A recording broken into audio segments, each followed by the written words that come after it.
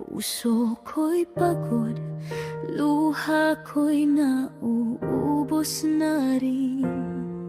Sinubukan kong magpakatatag para sa'yo, ngunit sa dulo, ako rin ang nasasaktan. Hindi ibig sabihin na tumalikod ako'y talo. Ito'y hakbang patungo sa sarili kong ginhawa. Dahil may karapatan din akong mahalin ang puso kong dati laging nag-aantay sa'yo.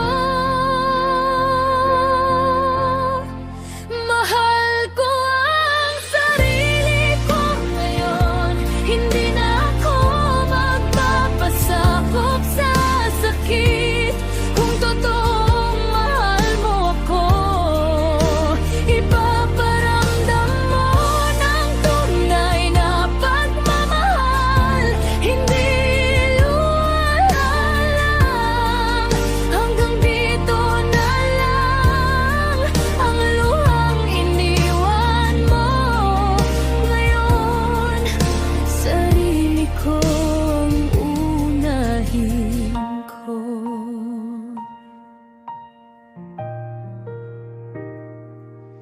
Sinubukan